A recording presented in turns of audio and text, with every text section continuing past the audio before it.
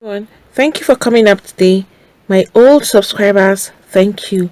And to those that are viewing for the first time or that have not subscribed, please click on the subscribe button and the notification bell so you get notified each time we upload a new video. And to my new subscribers, thank you for subscribing. Please do not forget to hit on the like button. New updates are unfolding over the death of Michael Ataga. And right now, someone has been mentioned who is also a participant to the death of this particular man, Mr. Ataga. He is a suspected internet fraudster who has been indicated in the murder of the Super TV boss, Usifo Ataga. But that particular guy is right now on the run. This comes as Chidinma, who is the 300 level mass communication student of the University of Lagos, Unilag, was arrested last week Wednesday over the murder of Ataga in a service apartment in Lekki area of Lagos, Nigeria. And she has revealed that she now sees Usifo's face in her dream. It's just starting to dawn on her that the crime she has committed is not just a minor crime. Taking someone away from their family, from their loved one, it's a very huge crime and something that haunts people for the rest of their lives, except for people that don't have a conscience or people that their consciences are dead. In other places, you find out some people don't even have rest for the rest of their life as long as they have taken a life away. And according to reports, this is just as more facts that has emerged now that she murdered the 50 years old Usifo. At a chance meeting with the 21 years old lady, she said she wished she would wake up to discover that the whole drama was only a dream. And that is why I said it's just dawning on her right now that this would haunt her for the rest of her life. And she had some specific things to say. Going by her words exactly, she said this: I have never had peace since the day I was arrested. Never in my wildest imagination did I envisage I would kill a human being. I see his face in my dream every night. At times I would be scared to sleep. I have been begging God for forgiveness. This is not what I wanted for myself. I don't know what fate holds for me. I am also begging his family to forgive me, especially his children. Ah, God, what have I done? And she kept on saying this while covering her face with her arms. And she is currently in police custody, as we all know. And she's maintaining that she carried out this killing alone. Chidinma even told the detectives at the homicide section of the State Criminal Investigation and Intelligence Department at Yaba that she was able to overpower the deceased because he was weak. The question is, what made him weak? She revealed that late Usifo became weak after taking 3 wraps of Refnol while she took 1 wrap. She stated that she strangled Usifo before stabbing him. This lady is coming up with different stories every day. I think it's because they're giving her more audience all the time for her to keep cooking up her story. When she had her live interview, which I had posted the video previously, where she was questioned and she said he met her in the kitchen and she now used the kitchen knife and stabbed him twice on the neck. In that live interview, Chidinma never mentioned she strangled him. So right now she's now coming up with a different story that she strangled him, and now coming up with another story that he was weak after he took 3 wraps of Rafnol. Meanwhile, that same day during her interview, all she said is they both had drinks, they took drugs together, and they both smoked while they were eating. And she said she was the one who got weak from the drugs she had taken. She was so tired and she wanted to rest. And now it's a different story entirely. I think the whole lot, it's so obvious. Fine, one person has been mentioned in the case, the Yahoo guy who is at large right now, and they are currently looking for him.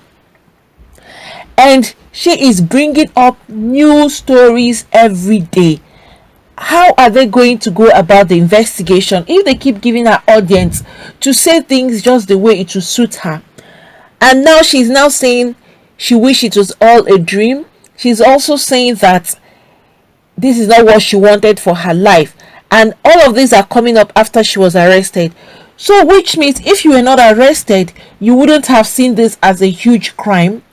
If she was not arrested, does it mean that this lady would just sit down there comfortably with no remorse, no sense of feeling guilty for what she has done? Because she's now mentioning after she got arrested, she started feeling all of this and seeing his face in her dream. I don't think this lady is really remorseful. She's just trying to buy her way out, not to get life sentence or whatever judgment they want to pass on her. She's just trying to get it limited or reduced for her own case. And her claim has confirmed that Ataga's family are insinuating that Usifo's neck was discovered to have been broken during an inspection of his body in the morgue. That is to say that this man really died a painful, horrible death. Then who broke his neck? Because she never mentioned that she broke Ataga's neck. So now after the family has gone to carry out their own investigation and checking his body, either doing an autopsy, and they're now discovering that his neck has broken, she's now coming up with her own story that she strangled him. How are you able to strangle a boxer? And then, which means she deliberately made up her mind to kill this man. If you're saying he was weak, you now took advantage of his weakness to kill him. If you didn't deliberately make him weak, how come he became weak all of a sudden when both of you had the same drug? And now she's saying he took more than she took. But from the onset, she never said he consumed more of the drugs than she did. And she's just saying she's sorry, asking for forgiveness, especially for the children. What about his wife? I think this lady is just stirring up more problems for herself. The more she's saying things, the more problems she's just bringing upon herself, because her story doesn't even line up. Alright, you're saying forgive you. Are you not asking the whole family to forgive you? Why are you not saying especially his kids? Are you trying to stir up anger in the heart of his wife and his parents? I think this lady needs to have a rethink before she starts mentioning or bringing out words, because she's just at the end of the day putting herself more on a hook. Meanwhile, detectives are on the manhunt for that suspected drug addict, an internet fraudster, and they have withheld his name. They don't want to release his name. You know, once they release his name now and he's still at large, it will create more tension, and the hideout for him will be more, and people who know him, who would not want him to get arrested, would help him escape. For that reason, the police has withheld his identity until they have gotten hold of him. Chidinma claimed to have been assisted by this particular guy, and what this guy did was that he falsified the deceased documents after she escaped from the service apartment in Lekki Phase 1, abandoning Usifo's lifeless body. So this guy now had to falsify his identity so that people would not know who Usifo is in that particular room, so as to divert attention. You can imagine how some people can be very mean.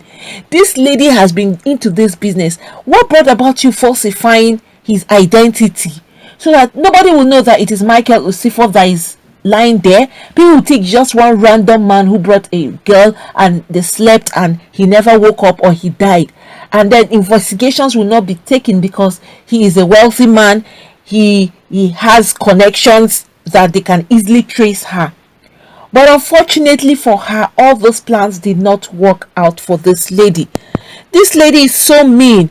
For her to even arrange with this particular guy to carry out a horrible act like this again, falsifying a dead body's identification, that is just too much. She also disclosed that the deceased earlier gave her his ATM card to withdraw some money to buy some clothes, but she did not withdraw much. But later, she now contacted that internet fraudster, the same guy who now helped her to withdraw more money. Meanwhile, during her live interview, they questioned her and said, "You claim you withdrew only 380,000 naira. What about the 10 million in your account?" She claimed it wasn't hers, it didn't belong to her. But yesterday, she is now saying that she now asked that fraudster, the Yahoo guy, to help her withdraw more money away from the billionaire's account. That is to say that there is more to this man's death than what this lady is saying. However, this internet fraudster, who now realized that Chidinma has been arrested, he now had to run away from where he lives because they had to locate him in where he had been living. But unfortunately, they discovered that this guy has escaped. He has disappeared, knowing that Chidinma has been arrested. And so long as Chidinma has been arrested, they will definitely come after him. But the police assured that they would get him to answer questions on what he knew about Usifo's death. Police have also beefed up security around the suspect to avoid any situation that could truncate investigation. And as of yesterday, Monday, only her father was allowed to visit her. Journalists were also barred from speaking with her. This move, according to police sources, was also aimed at avoiding a situation whereby any untoward incident will happen to her. For instance, her food is served by the police, as outsiders are barred from bringing in food for her. They are doing all of this so as to ensure that this lady is still alive to testify. Otherwise, either someone or the people that are part of this killing with her may decide to come through one means or the other to kill her, so that this investigation will just die and they wouldn't be discovered. So the police are taking all in their power to ensure that this lady stays alive to speak and point out all the other people that are involved. And in that her live interview too, she claimed she was the only person. And yesterday, she has now identified the fraudster who is at large right now. He is on the run, but the police are ensuring that they get hold of him. And you can see that Mr. Usifo's death, there are a whole lot that has been attached to his death. It is so obvious that Chidinma was not the only person. The police are even saying that some of the people came in there to assist her to kill this particular man. It was all set up and a planned thing.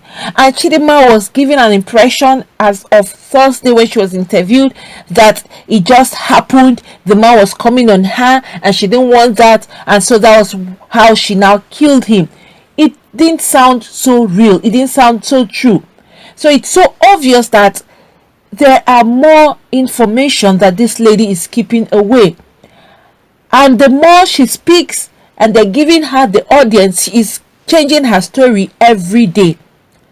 But good, I think she has mentioned one person, and I'm sure others too will come out eventually. It's so sad. So what has she gained right now? He's a rich man. You can't acquire all his wealth.